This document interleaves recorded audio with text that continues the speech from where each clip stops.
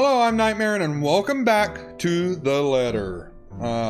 We left off with Luke and Hannah moving into the new mansion, well, the old new mansion, the Ermengarde, where a photo shoot is about to take place of a luxury living magazine, I believe it was. So let's get right back into it. The mansion's grounds has been one of the first things to be fixed up, aside from the bedroom. Although it is still a work in progress, it had a promising start, and I can already see the flower patches. Luke's favored daffodils stand out easily, having been transplanted from the pots that used to litter the rooftop of our penthouse. Why, if the moving crew thought that Luke was being hard on them, they clearly didn't see the landscaper on his way out. The man looked like he was ready to faint, and Luke seemed ready to kill him by the end of their discussion. It is in the gardens that I see him standing near the flowers in quiet admiration. He is hard to miss, this hulk of a man that clearly did not belong, and the big backpack and suitcase he has with him makes him look much larger. Oh, it's Zach. It is a peculiar sight, seeing someone who looks like he does handling little delicate things with such care. He looks up from the gardens and does a double take before a friendly face replaces his serene expression. Miss Wright, yeah? Hi, Zachary Steele here from Luxury Living, ma'am. Hope you weren't waiting too long. But it looks like you're still moving in, huh? Thought for a second there my calendar was wrong and I came here too early. The one and only. Welcome to Maison de Right. And yes, we've been in the process of moving in as we were delayed. But it won't be a problem. They're just adding a few things here and there, and you should still be able to do your work. Where's the rest of your crew then, Mr. Steele? Zach is fine, please. Mr. Steele makes me feel like I'm a mascot for a cleaning product. Anyway, I'll be your one-man crew for today. Don't worry, been doing this gig for a while now. You must be quite the veteran to handle this on your own. We've had a full crew coming into our penthouse the last time we were covered in your magazine. Veteran? Oh, your words are too kind, Miss Wright. Hannah. If I get to call you Zach, you have my permission to call me Hannah. Alrighty then. Anyway, I'm no veteran, but I know my camera well enough to make sure this is a good shoot. You can trust me on that, Miss Wright, Hannah. All right. Monsieur le Photographe. I don't know if I said that right, because I'm stupid. All right. Zachary proves quickly that I can in fact trust him, his skills with the camera, and experience in this industry at the very least. He is kind and courteous, listening and following as I lead him around the house.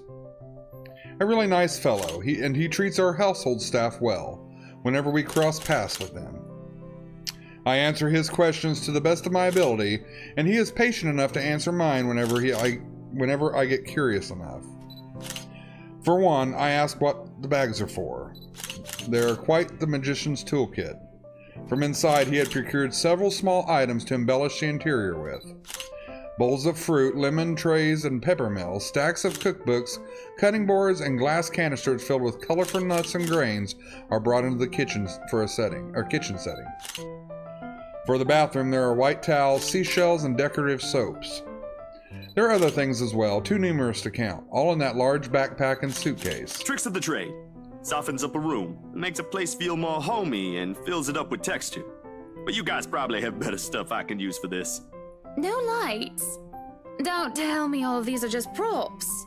Well, I've got my tripod here. For things like these, natural light is best. I'll just have to set the shutter speed to a real slow setting, and as long as nobody steps into the shot, it'll look great. Oh, it better. We go through the rooms one at a time, although we first tackle the ones that the movers have no business in anymore. Wow, that's pretty. It's beautiful. The ballroom needs little preparation with its grand design. Although there is some trouble at first with the wide open space and the pictures being backlit. It is in the kitchen that Zachary's props come in handy, considering how Johann's kept the place so neat and sterile one can practically eat off the floor. We carry on touring the house, taking pictures where we can, with the exception to the rooms which we have yet to gain any purpose or design. Too bad I can't take a sneak peek at his photos yet. Funnily enough, he is using a traditional camera, I didn't even know film still existed. With the way he speaks, however, I can see that he knows enough about his craft that I'm not too worried about botched photographs.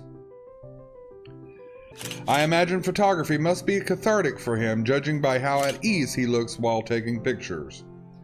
There are small snippets of conversation in between the clicking of the camera. He even goes as far as to talk about these terminologies like shutter speeds and aperture when I ask about the technical aspects. I can't quite see the picture as it's made, much like when I watch the artist paint on their canvas. But just watching someone passionately practicing their craft such as this is exciting in its own way. Going through the many rooms has been quite an exercise for the both of us. Despite that, he has been so nice, and I find myself putting on my best smile. But it is, as we were taking pictures in the foyer that evening, everything comes to a standstill for a moment. Just a moment. And I've not been paying attention, or I wouldn't have even noticed. It is merely a split second when Zachary's rhythm is put to a halt. His fingers doesn't move to release the shutter. Oh my God. That always gives me chills when she comes into the game. Yet he also doesn't pull the camera away from his face, gaze still firmly fixed through the view finder. His hands shake and there is a light sheen of sweat on his forehead. Zachary? No response. Zach, is something the matter? Lowering his camera, he blinks and stares at something behind me before shaking his head. Turning around though, I see nothing that could have gotten his attention. Oh no, there's nothing wrong. I just remembered something, that's all. Let's get back to the pictures. Can you move a bit more to the left, yeah? I struggle to respond this time. There is a sudden weight on my back and its indescribable tightness around my throat. Everything stops. And everything starts again as I manage to choke out. If you're sure. I don't know what just happened. It was probably just a dizzy spell. I'm fine. And he said he's fine. We continue at the same pace as before, although there is an unspoken agreement that we will not talk about what happened. So, is this a full-time job for you then? Nah, I just freelance mostly, for magazines, newspapers, and events. So you can't really call it a full-time job. It's fun and it puts food on the table, but it's not what I really want to do. At least, not all the time. What is it that you want to do then? Maybe I've been out of line, sticking my nose into other people's business, but I can't help but ask. I regret doing so as I see his shoulders slump and the easygoing air he has fades away. He looks torn over whether he wants to talk about it or not. Films. Documentaries mostly. But cinematography is a lot more difficult than photography, right? I was working on this thing, actually. What thing? Well, it wasn't really a big thing. People didn't like Blue Fonzie very much. People don't like a film about colors. I suppose they would have liked Blue Bibby a lot more. Very funny. So, Grand Director, do you want to tell me what Blue Fonzie is all about? Oh. I got into the zone there and forgot I was doing a Let's Play. He hesitates. But when I refuse to budge on the matter, he gives in and spills it all out. Blue Fonzie. I can't read French. And I don't want to butcher it. I can't even talk, so why would I be able to read French? So I'll let you guys read that. Dark Blue, the darkest hours of the Black British. He speaks with a passion of one who's gone through the very matter he is concerned with. There is conviction, knowledge, and experience in his speech. Why, I would have told him that he is an amazing speaker if only I wasn't so engrossed in listening. Prejudice and discrimination in schools and in the workplace. Lesser chances for opportunity and higher chances of being treated like a criminal. He spoke of blacks and people in color in general still being treated like second-class citizens. All because of the color of their skin. It is all just positively riveting and sad. It comes to a point wherein he soon loses steam. He looks abashed, realizing what he had just done. Sorry, I just got so carried away and... It's fine. It is really so fascinating to watch people talk about their passion after all. It is, really. Honestly, it really is. You should see how your eyes light up when you speak so fiercely. You do have very beautiful eyes. Uh-huh. Thanks, I guess. I want to say that I understand where he's coming from, but I really don't, do I? I was born with a silver spoon in my mouth, and I've lived a charmed life. It hasn't been perfect, but the difficulties I've been through pales in comparison to what others experience on a daily basis. I certainly don't know how I would have fared were any different. Would I still have met Luke, and would he have still loved me if I was any lesser? What was your home like? These things you talk about. It sounds like well, I don't mean to pry, I mean. Live with my older sister and my grandparents. We had a shop selling all sorts of things below our flat. And well, I was one of the few non-white, non-British students in class. I didn't get pushed around or anything straight up. Even then, I was one of the biggest kids around. But a pencil and notebook would go missing, you know? Oh, that I knew. Children can be so cruel at times. Of course, it may be a slightly different story when you have a personal guards, and the stolen item is not a pencil, but an expensive heirloom. So what about you? How you liking your new house? It's pretty impressive. It's nice, I suppose. You suppose? Not big enough? What? No, oh, don't be a bully. It's just that. I understand if you don't want to talk about it. I was a little girl, all dolled up and treated like fragile porcelains, with nursemaids waiting on me hand and foot. All the material possessions anyone could ever want, I could ask for on a whim, and it would be handed to me just like that. But I barely saw my parents. Just goodbye kisses in the morning before they went off to who knows where they were needed next. I saw them more often on the telly or in the papers than I did in person. I remember my old house. It was a lot like this one. Big walls and big halls, but nobody in it. Not really. It makes you think how alone you are. A pensive mood overcomes us. Then there's a moment where neither of us are sure how to go on from there. Things have gotten a bit too personal, yet it isn't wholly uncomfortable, like as if we've been friends before. Well, that's normal, ain't it? You just moved here. You'll make home out of it yet. He certainly makes it easy to believe that.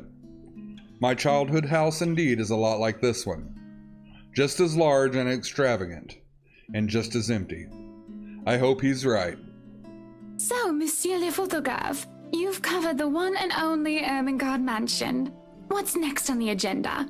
The interview? Boring.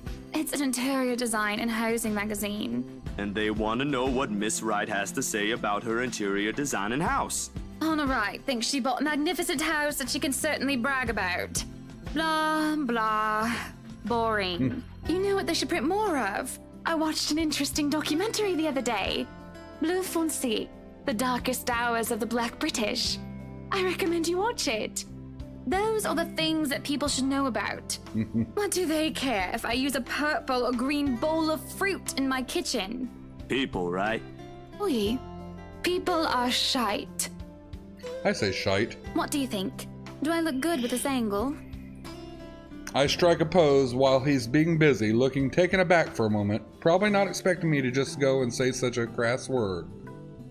But he recovers quickly, snapping a few shots, he grins. Yeah, vous êtes belle. You want copies of these ones? Yes, please. So, the big boy knows French. You must have wooed a few ladies. Unless you're into gents.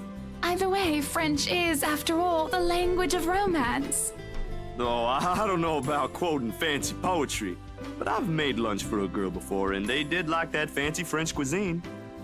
Can you cook your best? I can cook just about anything as long as I know the recipe. I don't think I can cook that good. Some things. I can make awesome homemade pizza. I really can. You should try it. C'est magnifique. It has been too long since I've had a nice and proper chat with a good friend. No, Lee is certainly not a good friend.